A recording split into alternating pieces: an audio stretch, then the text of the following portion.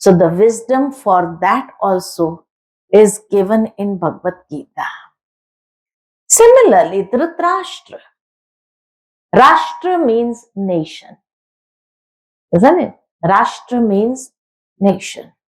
Dhritarashtra, the imagination, the expansion of the imagination of the mind of Vyasa, that he has selected the names also so beautifully,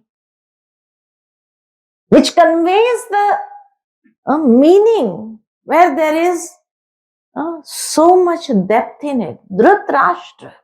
When the Rashtra, the nation, has been captured by the feelings of deceit, where rights are governed ruthlessly, thus the picture of the entire nation is very dreadful. Where the vision towards truth is blind, and there is destruction of mental power and soul power. So the Dhritarashtra is shown to be blind. He was not blind with these eyes. He was blind in ego, blind in attachment, blind in possessing. I want to possess everything. Although I'm blind, I want to rule the kingdom. Blind in taking up everything for himself, selfishness. Was blind in being selfish.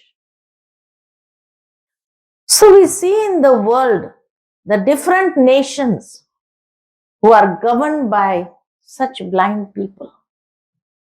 Right? Am I right?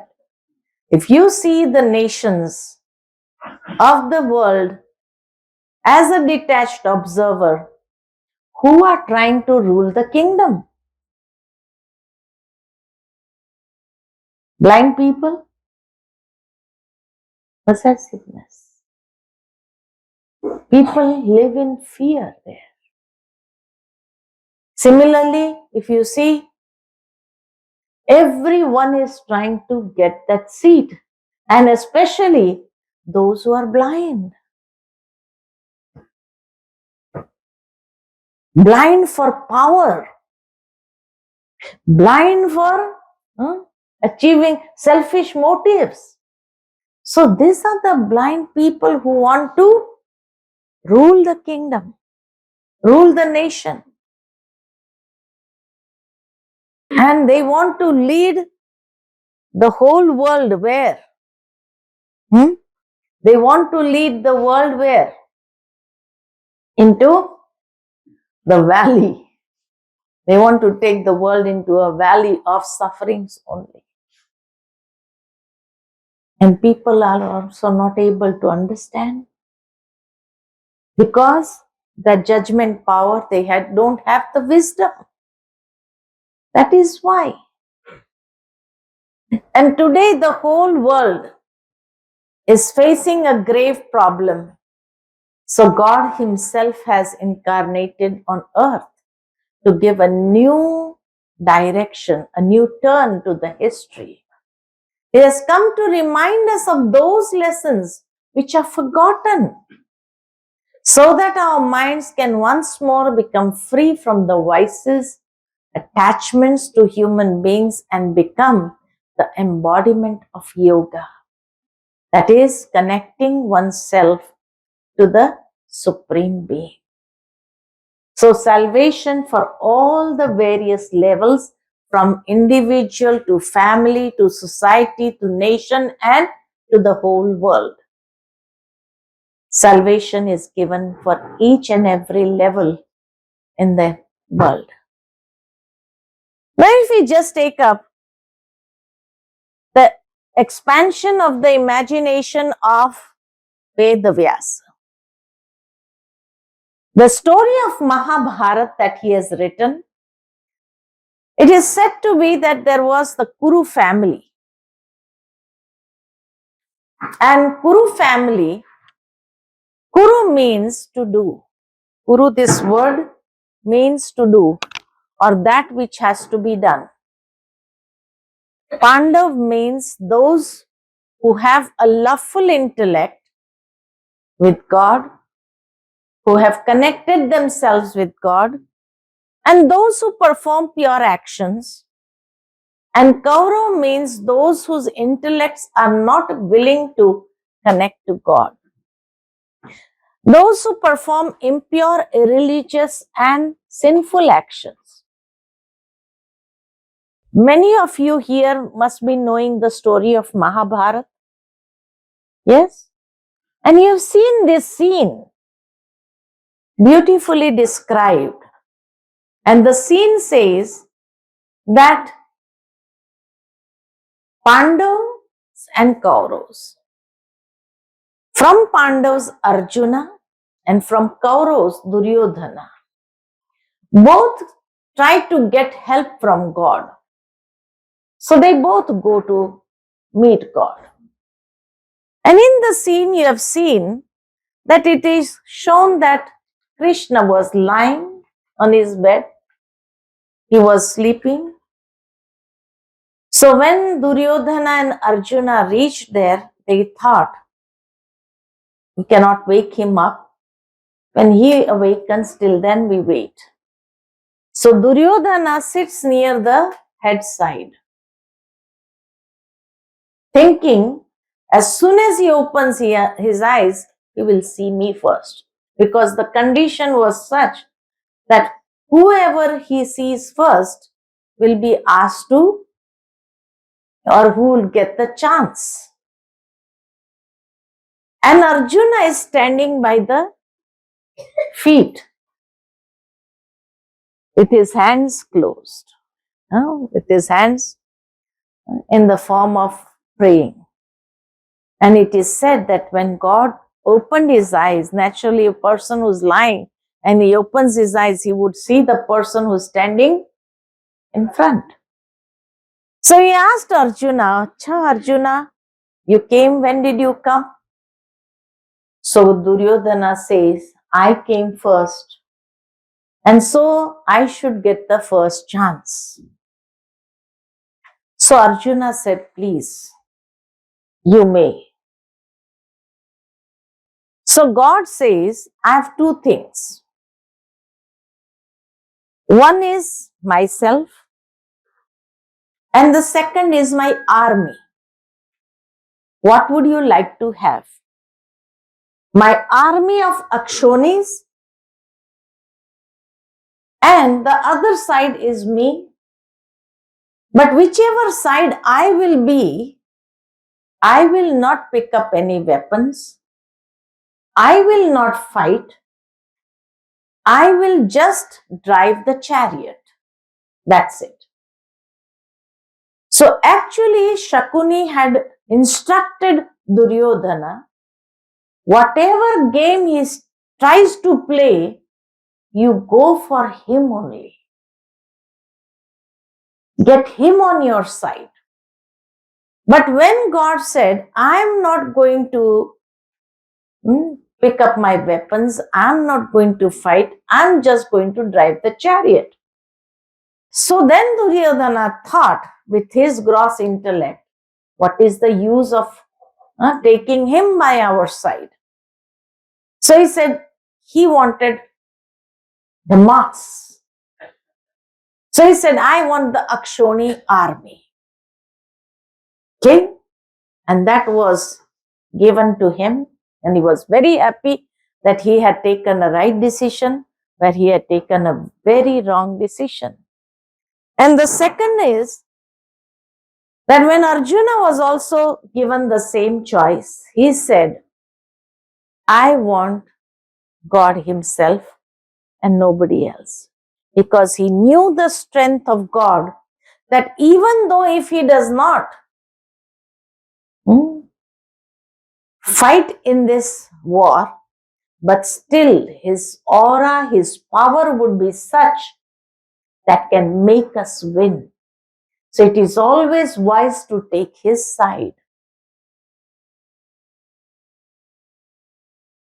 So he got the strength of God, he got the wisdom of God, he got the directions of God, he got everything. And this is how he was the winner.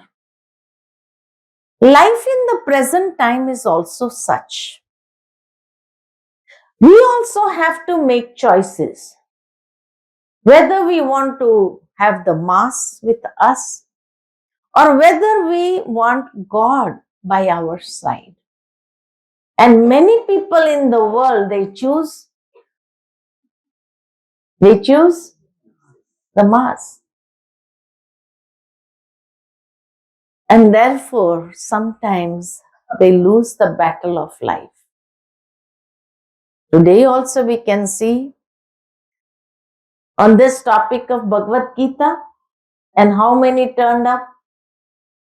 And if there was a program of any dance, drama and all that, some celebrities from the Bollywood or the Hollywood would have come, what would happen? There wouldn't be a space to stand also maybe. So, people always, wherever there is God, few people turn up and that is it. So, Pandavas means those who have loveful intellect with God, and Kauravas are those who do not want to connect themselves to God at all. So Arjuna is shown by the feet that in order to get the support of God in our life, we need to be humble in our life. We need to have this quality of humility. Duryodhana was not able to make a right choice because he was sitting by the head side. And head side means ego. When a person is possessed with ego, he can never make right decisions or right choices in life. So this is a very valuable lesson that we learn from Mahabharata, that if we really want the support of God, we have to have this quality of humility in our life. If a person is egoistic, he is unable to receive the strength of God. A very valuable lesson. Sitting by the head side shows the ego. That is why Ravan is also shown with heads only. Egoistic personality. So if a person is so much into ego conscious, his prayers are never reach God. He is not able to get the support of God. God is always by the side of those who are on the righteous path. Righteous path. So this is the very valuable lesson that we learn. Similarly, if we look at our 5 Pandavas, it is said that there are 2 types of nature in human beings. A divine nature and a devilish nature. Everyone has good qualities, values and weaknesses, isn't it? So the divine nature is the sphere of religion, which is values. And in that also, as I mentioned the percentage, 100 or 5. So the 100 are Kauravas and the 5 Pandavas. Yudhishthir, the first one. Yudhishthir means a one with stable intellect amidst the war, amidst battle. Although in this battle of life, the people who have stable intellect are known as Yudhishthir. They do not waver too much. But in this world, we find people having a wavering mind and wavering intellect. They cannot stand on one, whatever they have said. They cannot stand on their own decisions also. Immediately they will change again and again and again and confuse themselves and confuse others also. So, amongst the 5 Pandavas, the first one was Yudhishthir, So in the entire world, we find only 1% of the people are the one with stable mind and intellect, right? Huh? Second was Bhim, one with strong willpower. And in today's world, if we find willpower is far away, but people are losing their self-confidence also. Isn't it? Self-confidence also is being lost. So, out of the whole world, only 1% are there people who have strong willpower. Third number is Arjuna, one who's always ready to learn and inculcate in life whatever is said.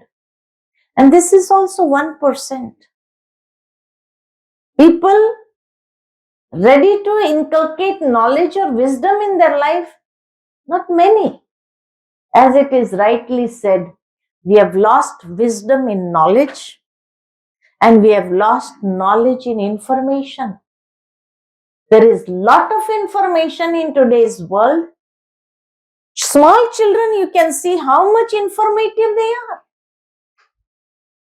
Information technology. Artificial intelligence is increasing. All artificial. No wisdom. So we have lost the wisdom in knowledge, common sense, but we have lost the common sense also in information. Today's children may be highly informative, but they do not have the manners to behave with their elders also at home. Right? Am I right? We are all seeing this in practical world? Yes. So Arjuna is also only 1% who's trying to get that wisdom in life. Fourth is known as Nakul, the one who lives the life by principles. And in today's world, we find there are no principles. People have forgotten the principles of life. No time to wake up, no time to sleep, no time to eat, no time to be. They've lost the principles also. Otherwise, early days it was said, early to bed, early to rise, makes a man healthy, wealthy, wise. But today, no time, no principle of sleeping, no principle of getting up in the morning, no early to sleep, no early to rise. So where is the wisdom? How can they be wise, healthy, wealthy, happy? No happiness. Because no principles. So in the entire world, still there is 1% of people who lead their lives by principles. And the fifth was Sahadev, the one who is always ready to cooperate and who has a divine intellect. In today's world, we find there are many people who like to cooperate. For all good causes, they want to cooperate. But there are very few who cooperate without the desire of name and fame. All those who cooperate in this world, somewhere or the other, they want this name and fame. People should know, I have given this much. I have cooperated this much. So only 1% are those people without expecting name or fame, they cooperate in good tasks. Right? So these are the 5 Pandavas. Which Pandav do you think for yourself? Those who think, yes, we are ones with stable mind and intellect in today's world also. Anyone? Raise your hands. Those who think who are stable mind. No one? Okay, those who think we are being strong willpower. No one? Okay, those who think we are Arjuna. Okay, few only a few. Okay. And those who think who are Nakul, leading their lives on the basis of principles. Yes. Okay. And those who think we are Sahadev, we offer our cooperation for all good tasks. Yes. Okay, there are few.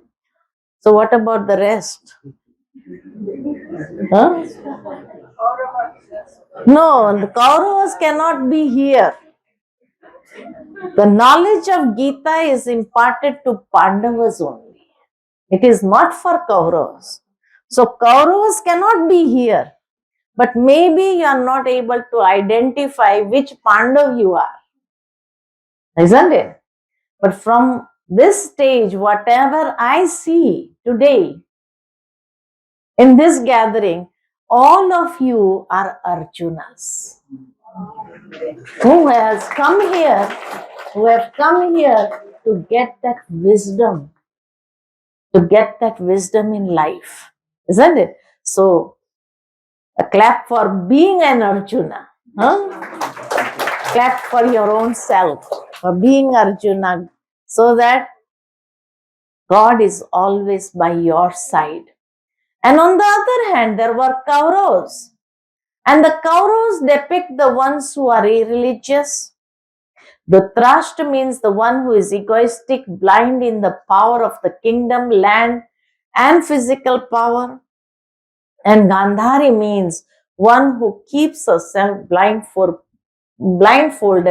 purposely.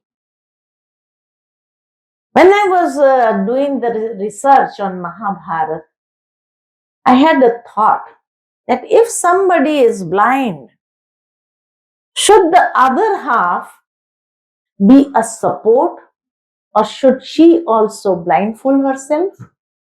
What does wisdom say? Should be a support, isn't it? Not to blindfold herself. Then why did Gandhari do such? Why? Huh? Because in today's world, as I mentioned, Ved Vyasa 5,000 years ago, he saw the present time.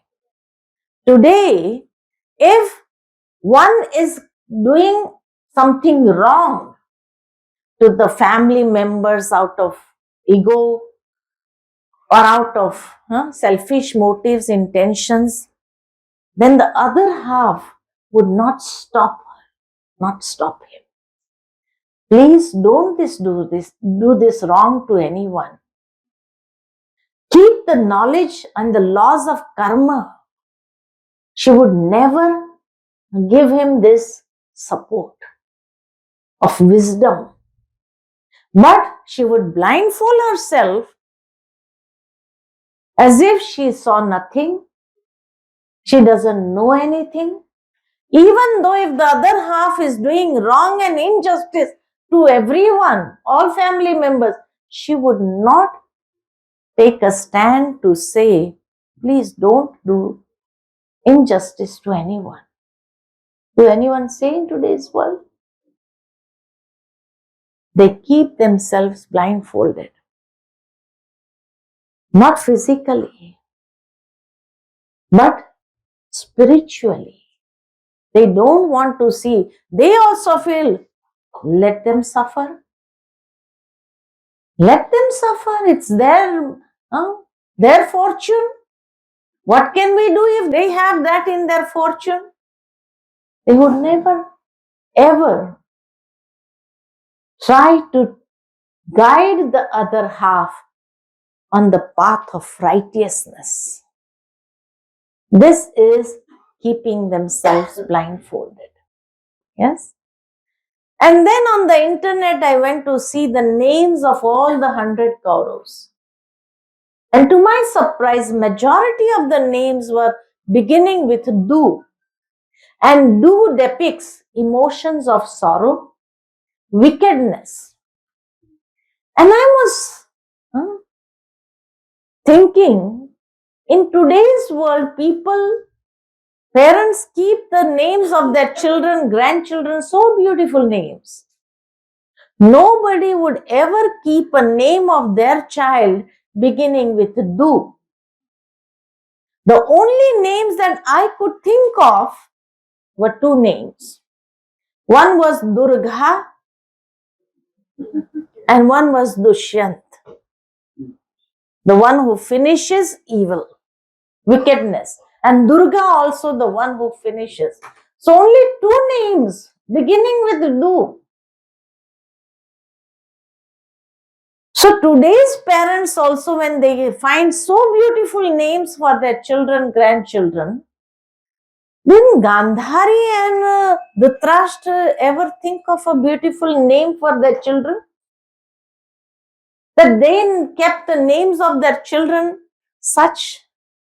But this is what, in the present world, we may not find people with these names, but their characters are such. Duryodhana, who misuses his wealth in wrong ways, in unrighteous ways. And this is what we see the youth, they're wasting their wealth on unrighteous paths, on unrighteous ways. Dushashana. Shashana means administration. And how is the administration of the government in today's world? You can find Dushashana, many Dushashanas. Each and every sense organ is depicting that wickedness. Durbuddhi, the one who has unrighteous intellect, a wicked intellect. Durvimochan, one whose sight is bad. As we say, red-eyed people. Who are the red-eyed people? Ones who are filled with jealousy. Red-eyed people. Right? Or sometimes they say, green-eyed monsters. Are full of jealousy. Similarly, Durmukh, the ones who always speak wicked of everyone. Dushkarna, the one who always want to gossip about somebody or the other. Always speak ill about everyone. So, each and every organ is depicting the wickedness. So, the character-wise people are seen in today's world. And the last one was one sister. And the sister's name was also Dushila. And Dushila means, Shil means character. One who was characterless. And we see today, there are such female characters also who have lost their character in today's world. Yes. So these are the ones who are on the sides of Kaurava. Right. And so it is said, today the world is absolutely at the edge of the times of another great transformation. And it is again the same state as shown in Kurukshetra. At such times of conflict and confusion, when human beings' intellect have become completely bankrupt and downtrodden due to false action, the entire humanity is in need of the knowledge of Bhagwad Gita.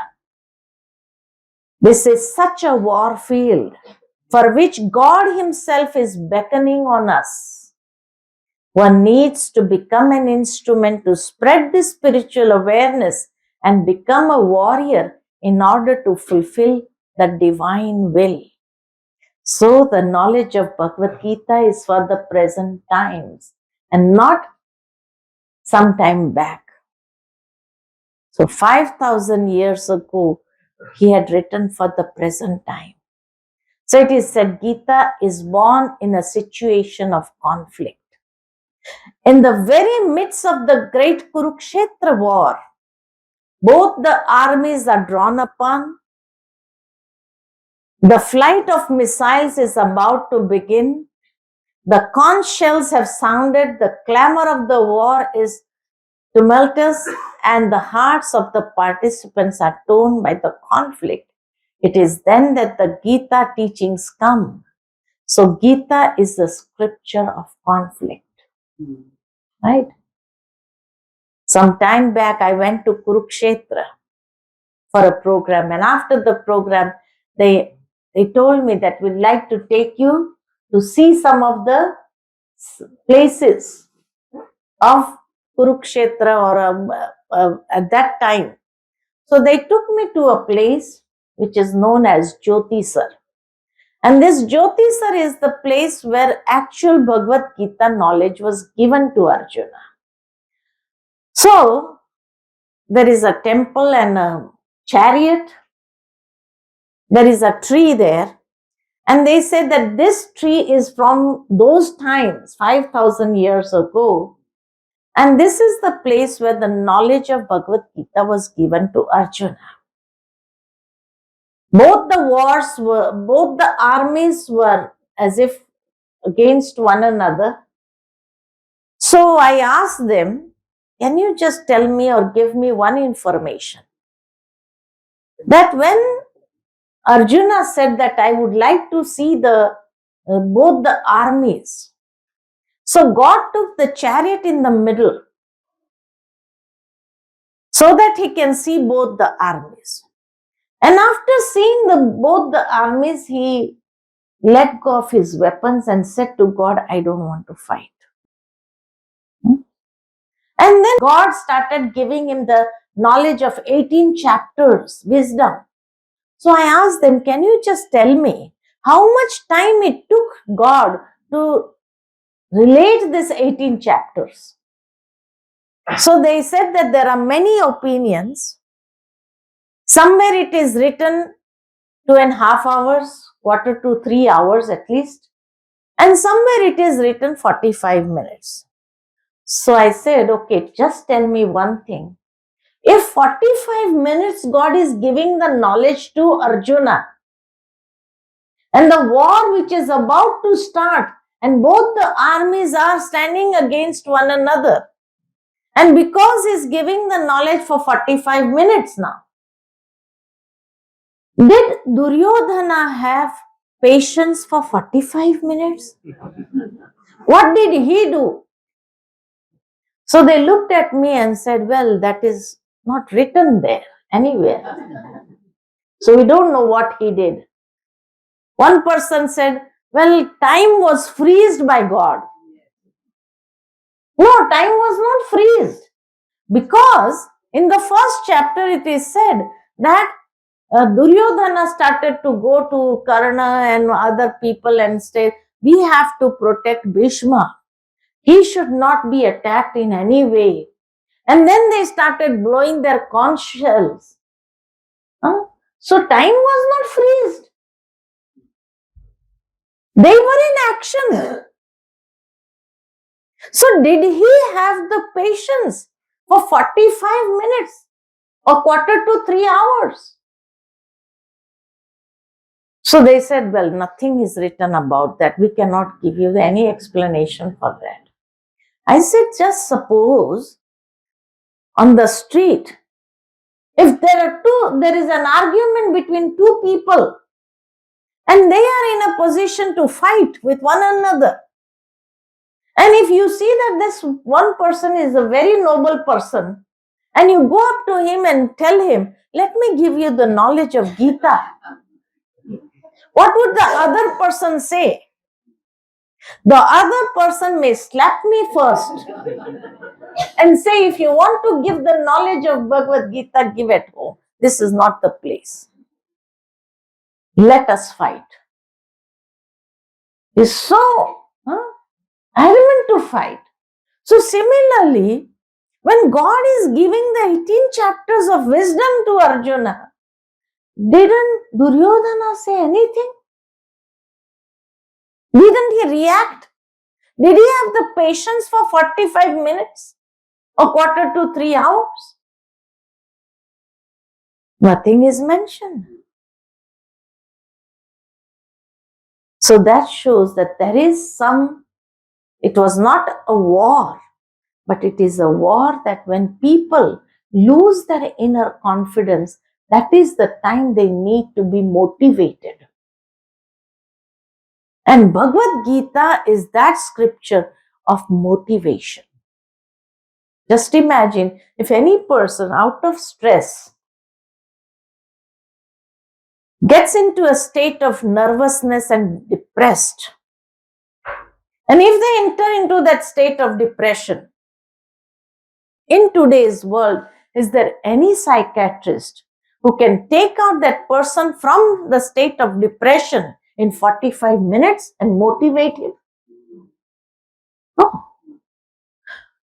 But Bhagwad Gita is such a scripture of motivation that in 45 minutes can motivate a person of depression and make him ready to win the battle of life. That is the wisdom that we possess. That is the greatness of our country. That is the knowledge that is there in Bhagwad Gita. In today's world, there are so many motivational speakers, but nobody is able to motivate a depressed person in 45 minutes. Nobody. This is a challenge. Whereas Bhagwad Gita motivates in 45 minutes a person who is completely nervous, who has laid down his weapons. He said, I don't want to fight at all. I give up. And God motivates him in 45 minutes. So this is the biggest challenge. The greatest treasure that we possess. And hardly anyone is able to understand the depths of Bhagavad Gita. That is the most, what we say, the shameful part on us. Who has such a treasure and does not know how to apply that treasure in practical life. So that is the wisdom that we possess. And then I went through the whole thing that how many Akshonis there were in Mahabharat war. And it is said 18 Akshonis army. That means 11 Akshonis on the Kauravas side and 7 Akshonis on the Pandavas side. This is what is mentioned in Mahabharata. And during that time, the calculation was done on the basis of not the modern mathematics, but it was based on which is known as patti. And in one patti, 1 chariot, 1 elephant, 5 soldiers, and 3 horse riders. This was in one patti. So in one Akshoni,